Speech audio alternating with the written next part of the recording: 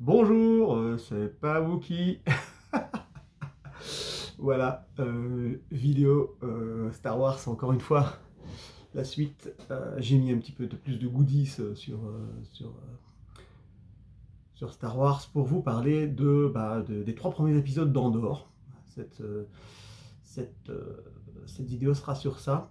Euh, voilà, Andorre, pour rappel, donc c'est un personnage qui a été introduit dans une préquelle à la trilogie originale, donc qui se situe juste un peu avant l'épisode 4, euh, et qui explique, donc, ça s'appelle Rogue One. Ça explique comment un groupe de rebelles vont arriver à voler les plans de l'étoile noire.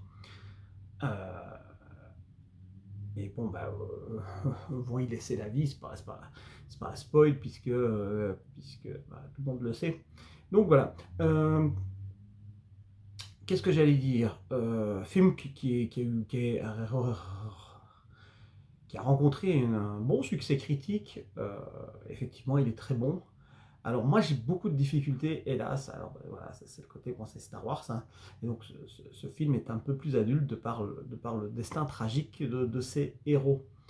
Euh, et donc j'ai un peu des difficultés moi avec ce côté, voilà, on s'attache à des personnages puis en fait on sait qu'ils vont mourir. On le savait tous avant d'aller voir le film, hein. Je veux dire, c'était pas caché. Et donc voilà, voilà, c'est compliqué pour moi, pour mon petit cœur d'enfant. Voilà.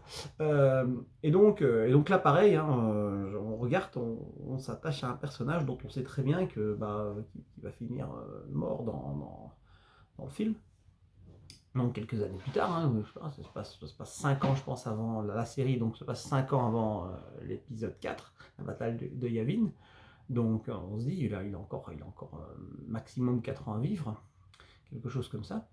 Euh, et donc voilà, on a envie de dire tout ça pour ça. Bon, c'est sûr, hein, on a besoin de lui pour avoir les plans de l'étoile noire. C'est pas, hein, mais bon, voilà, c'est toujours triste qu'un personnage auquel on peut s'attacher euh, meurt. Enfin bon, c'est beaucoup plus triste pour la fille que pour lui, puisque alors je me rappelais plus de son nom. On va regarder ça. Je fais ça souvent. Là, j'ai mon ordinateur en dessous, donc Rogue One. On tape un Rogue One. Voilà, et donc c'est ouais, Jean Erso. C'est beaucoup plus triste pour elle parce qu'elle n'a vraiment rien fait de mal, alors que lui, Cassian, il est quand même. Cassian Andor, il est quand même à la limite du bon et du mauvais.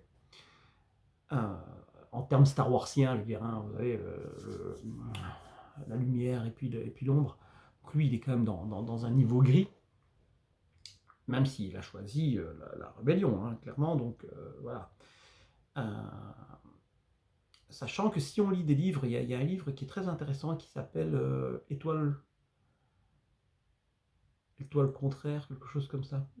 Est-ce que je le lis ici quelque part dans dans mes romans? Je vous l'aurais présenté. En tout cas, c'est un livre que je conseille, qui est écrit par une femme qui est, qui est, qui est présentée comme une histoire d'amour et, et qui en fait.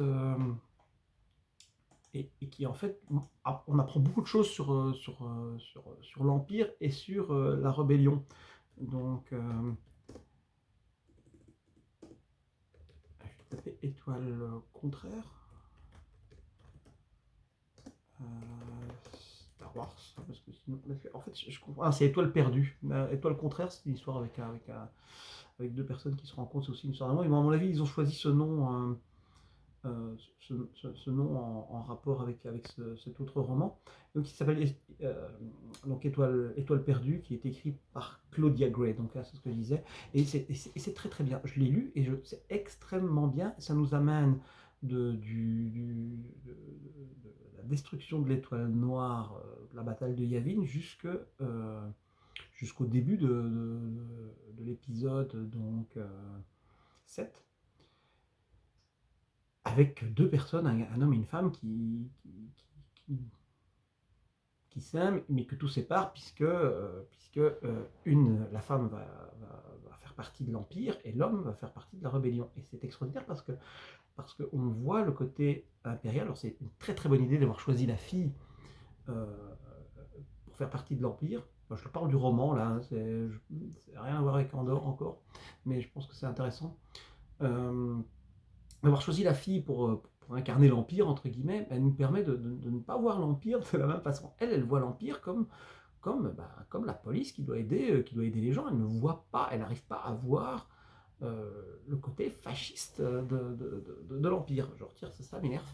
Voilà. Elle ne voit pas le côté fasciste de l'Empire. Lui, il l'a vu parce qu'il a vu les exactions et donc il s'est enfoui de l'Empire et il a rejoint la rébellion. Et je trouve que c'est très bien montré les deux côtés. Euh, c'est ce que Star Wars doit être. Je pense que Andorre, par exemple, et là c'est pour le coup, donc je reviens sur Andorre, Andorre montre ça très bien aussi.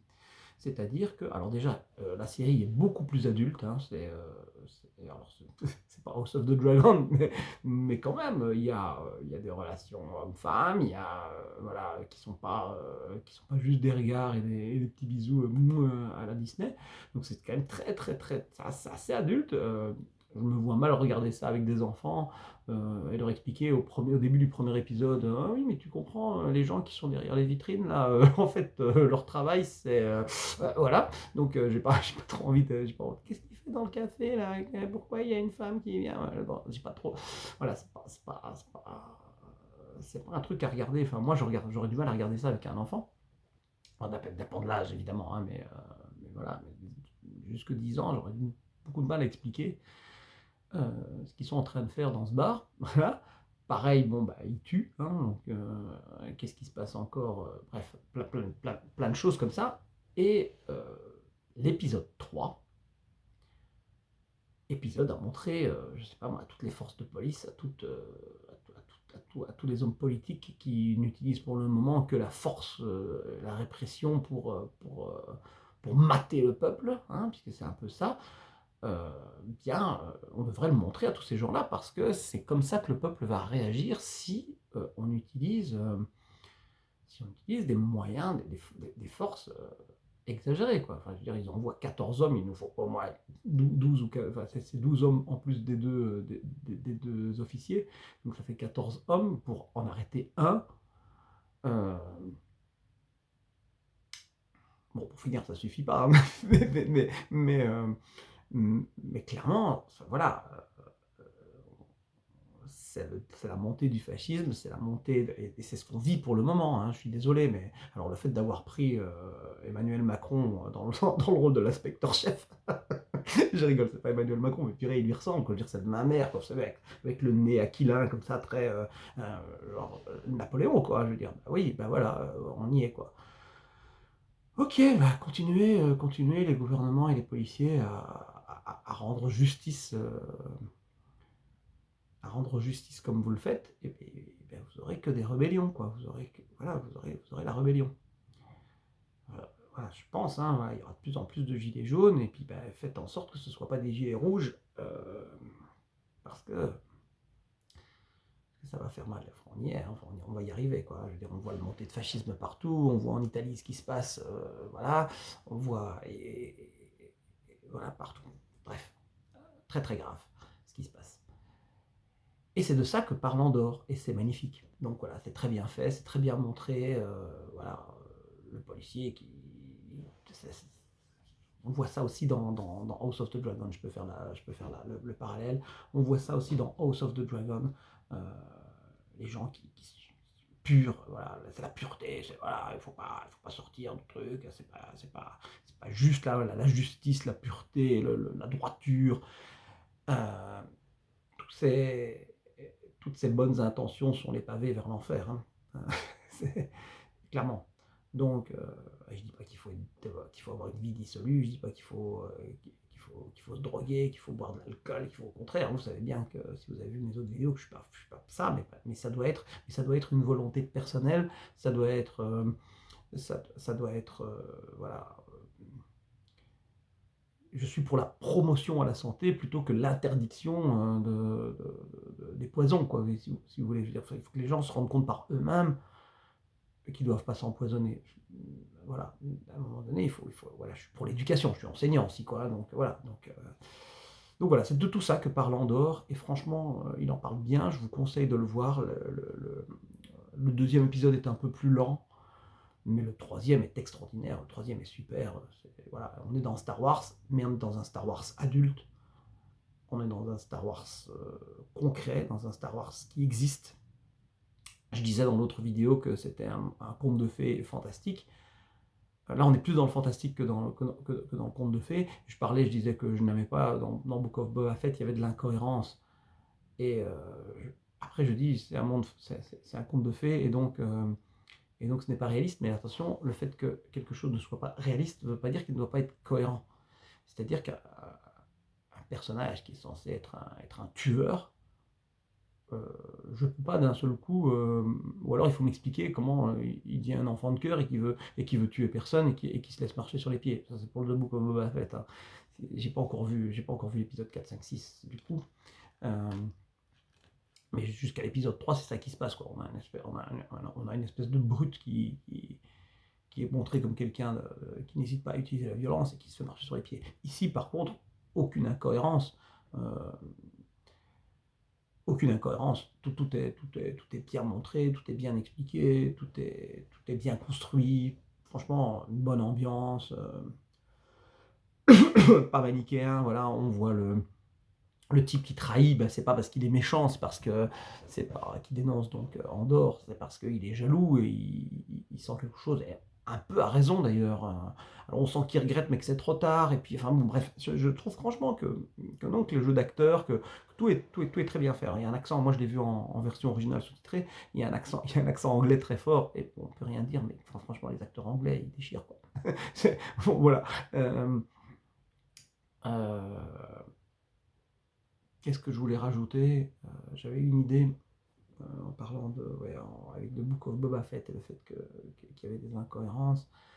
Donc ici tout est cohérent, tout est classique. Ah oui, je sais ce que je voulais dire. J'ai quand même un petit souci. Alors ça, c'est pas un film, c'est pas une série pour enfants, pour jeunes enfants. Donc ce que je vais dire n'a pas vraiment lieu d'être. Peut-être qu'on en parlera autre chose, mais quand même, je vais en dire un mot. Ça.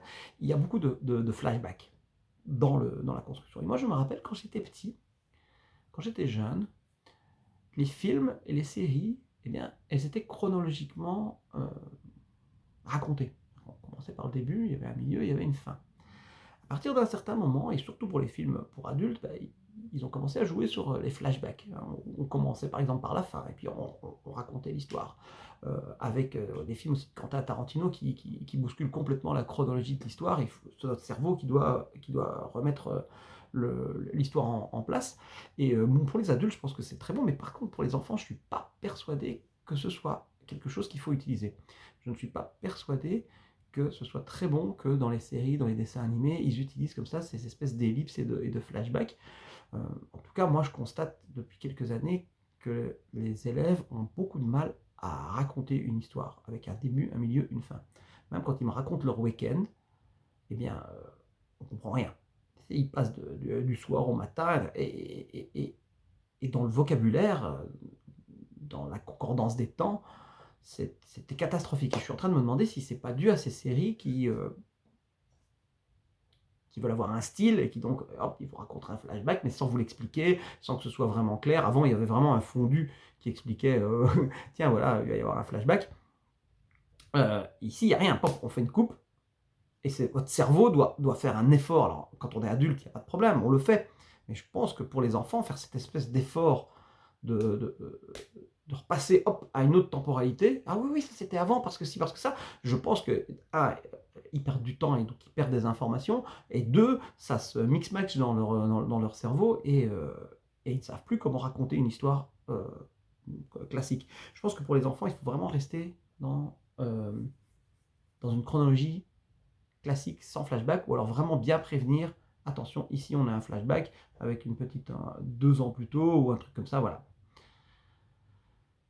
Je dis ça parce que voilà, et ça se passe tout le temps dans Andor maintenant, je vous le dis, Andor est beaucoup plus adulte, Andor n'est pas forcément pour les enfants, et ça fait du bien de voir un peu de Star Wars bon, enfin, ça suit Rogue One qui effectivement pour le coup n'était pas pour les enfants forcément non plus. Ça fait plaisir, voilà.